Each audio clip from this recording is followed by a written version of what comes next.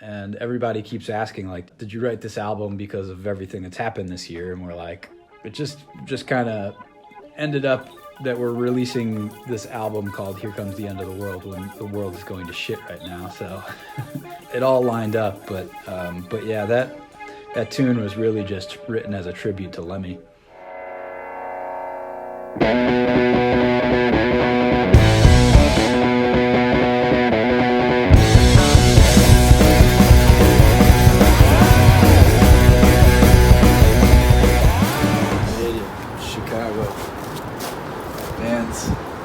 Nice cube, but we're melting. Temps are rising, we're melting. Back of what we think is Electrical Audio Studio.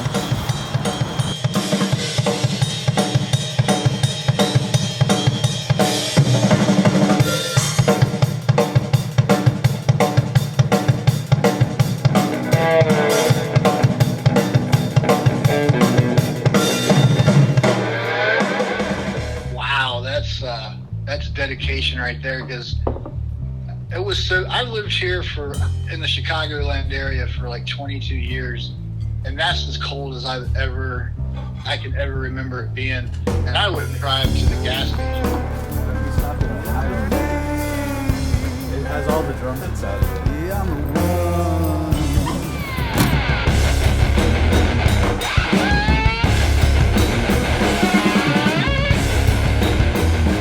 I noticed another snare on the floor. Is it you're not using two snares? You're just alternating them or changing? Correct. I'm probably just going to use that one. I like the way it sounded better. Okay, so I'll probably just stick with that one. I might just switch to hi-hats. I found those hi-hats down there in the basement. The drum dungeon. Actually, can I just add one thing? It grips you. I totally dig that groove kind of thing you guys got going on. Yeah, definitely some groove metal in there. We figured if we were working with the master of recording heavy music, we should probably record some heavy tunes. So.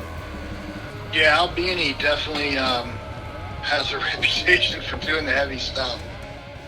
It is rough, rugged, and raw. It is like the mafia. It is the French mafia. Mobsters. Yeah, we're dealing with gangsters.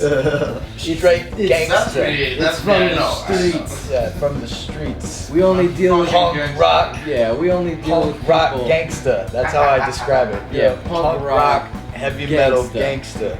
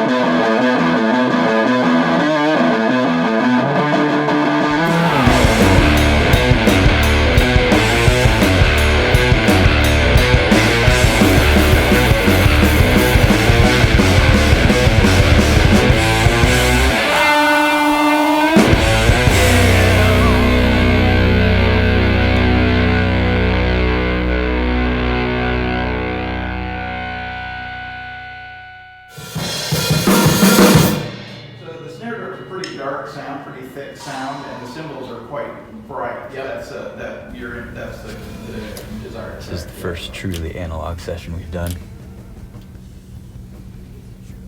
You won't be surprised that I'm not surprised to hear that. Most of the stuff we record just on our own, Yeah. basement style. That's one of the amazing things about the computer revolution, though, is that it's made it possible for pretty much anybody to do some sort of decent enough recording.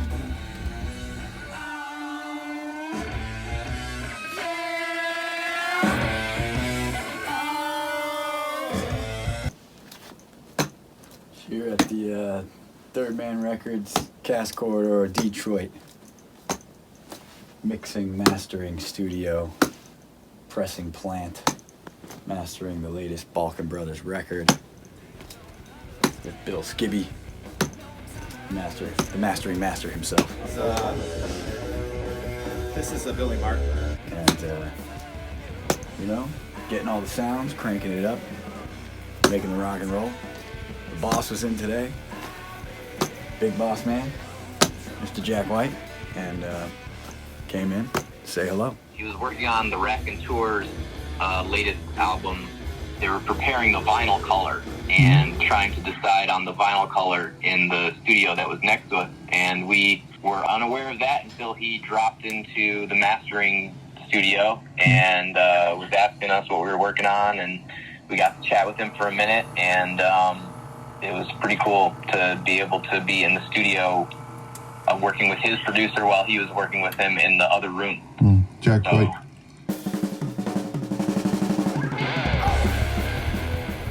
Quality control guys that sit here all at one time and go through every 20 records that they want to listen to. Wow. Make sure that production's going well. Cool. And we took a little walk down memory lane back to electrical audio, which I haven't been back to in a long time, and it was fantastic to hear the sounds. It's a very crude, harmonized version of whatever you put into it. And the reason it's called the Satanizer is that it was used, as soon as it came on the market, it was used in films to like give people a satanic voice, like whenever the demon voice was always the voice run through the harmonizer with some feedback, and it's very garbled sounding, but that's sort of characteristic of the Satan voices of the 70s films, right? Yeah.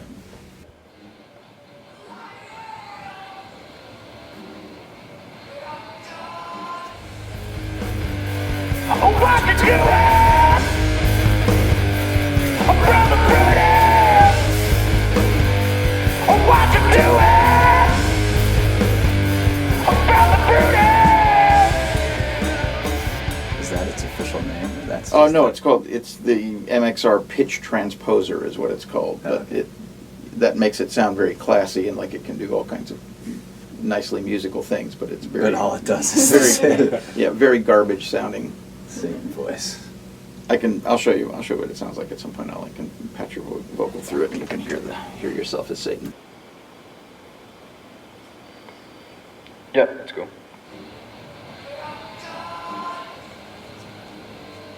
What you doing? One thing that's kind of cool and sort of ahead of its time is that you could have these presets for the different intervals. Like this display shows you in semitones. Like this is now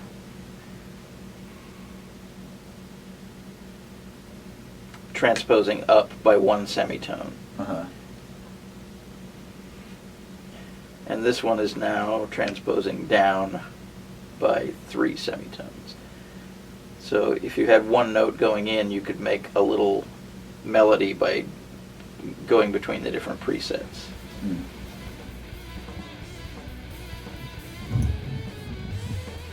This is the Albini guitar. This thing's sick.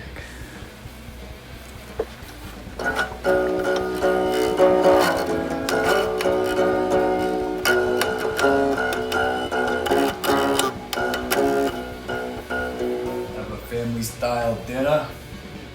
You know, get those gnocchis with the prego, traditional now. Cook up some gnocchis, fire up the espresso, and get it done.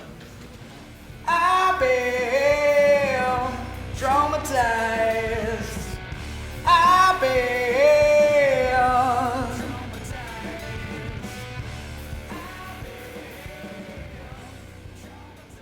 good. Yeah, I'm gonna actually do those bends too. Oh yeah. Overdubs tomorrow. And overdubs. More espresso. More espresso.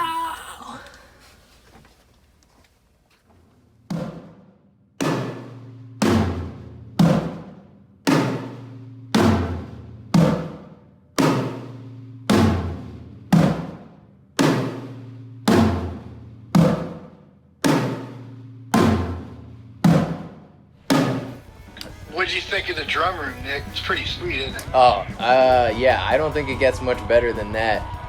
That room, that sound, the whole thing he's got going on.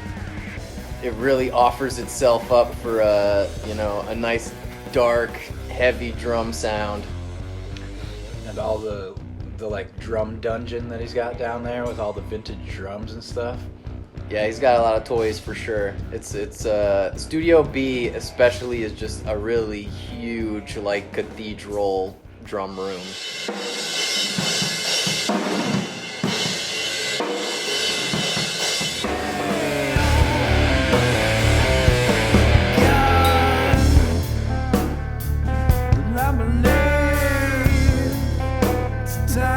Take it down, steal the throne, yeah, steal the crown. Follow me to the dungeon. It's cold. Watch your step. Don't want to fall into the ice box. Whoo! You can see your breath down here. Whoo! It stays nowhere worse than 32 degrees, aka frozen, because we're in Chicago. You got the Doors, you got the Beatles, and you got Rush. Everything you could possibly need here in the dungeon, the drum dungeon.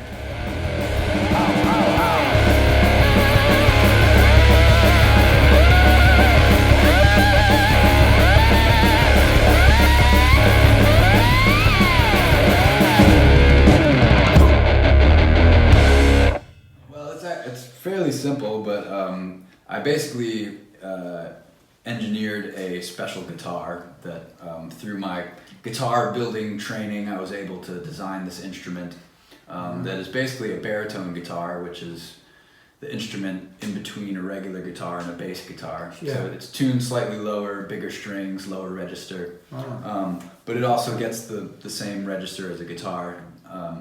So it's able to carry the low end a little bit more, and it has bass pickups in it as well as guitar pickups with two different outputs, and one goes into a guitar amp, one goes into a bass amp, and I can control both of them. And, no loops or backing tracks. And everybody always thinks there's a backing track or something, but it's just all live and some technique in my thumbs with playing the bass with my thumbs. You know, we like music that's really bass heavy. You know, we've always been big fans of stuff like the Chili Peppers and Primus and the Who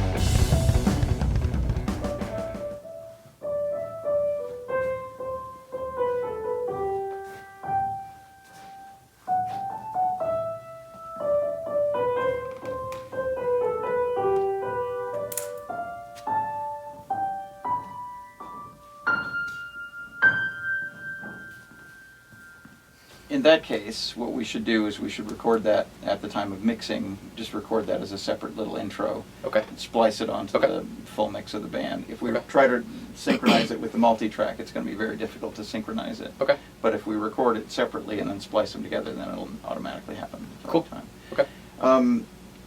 That kind of brings us to a point where we, if you want, we can mix this song first and then we can do that intro thing to it. Cool. That's good with me.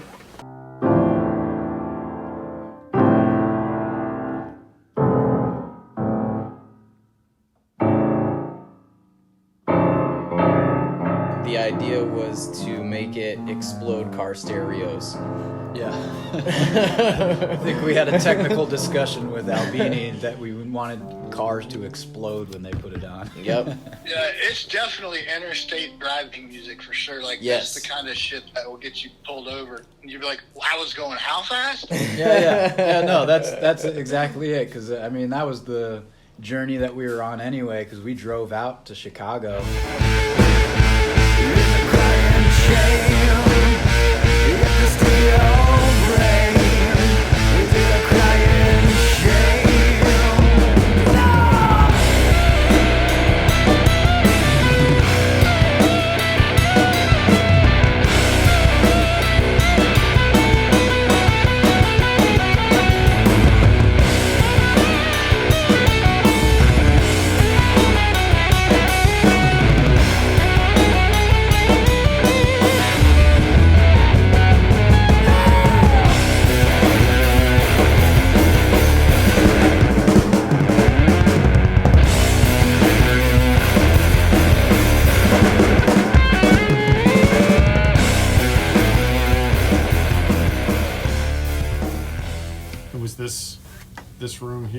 was different things at different times, or did you do?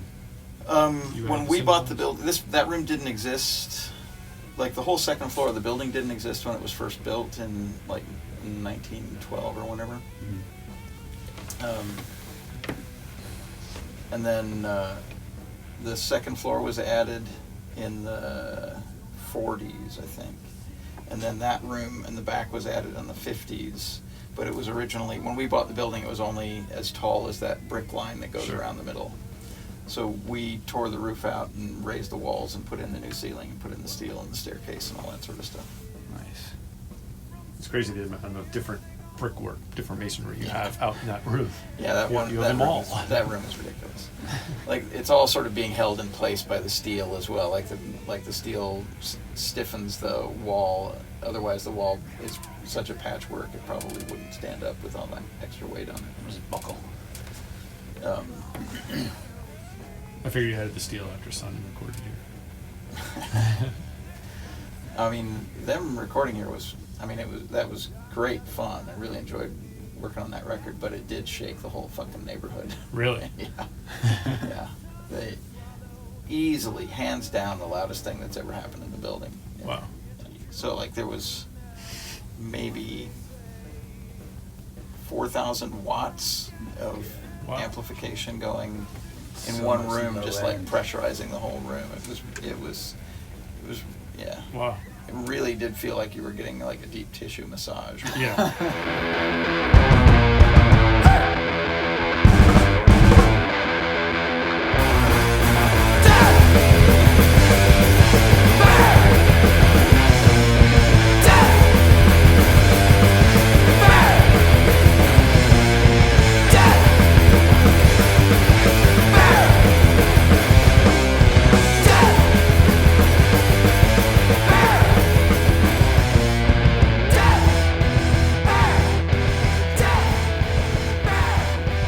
Ampex half-inch tape machine.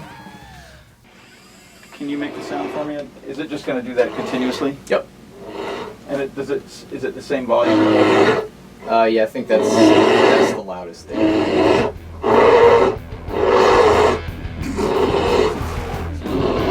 Sounds good.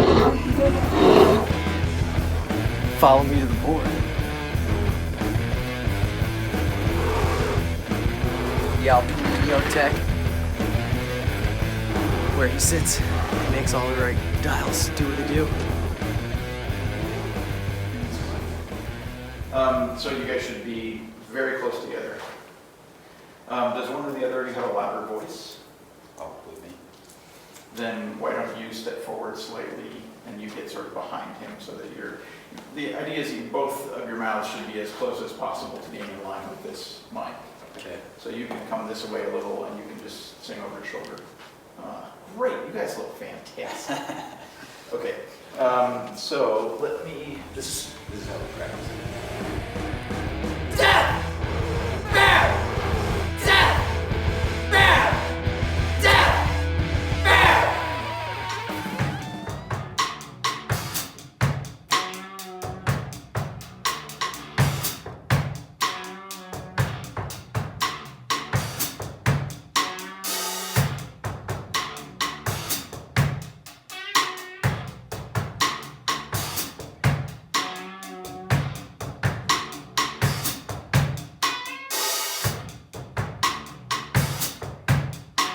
Congratulations.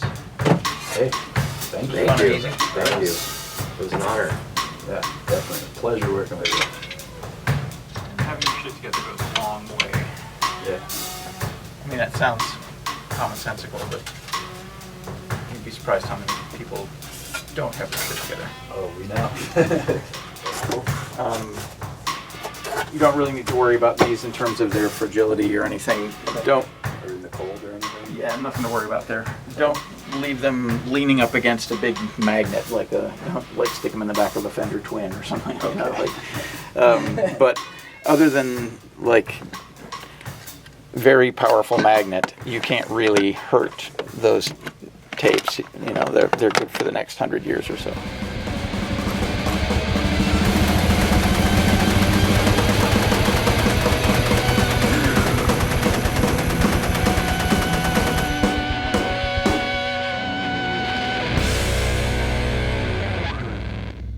idea was to just have it be a real rock and roll, punk rock mixture, and also bring our own flair to it that we've always had just coming through our instruments.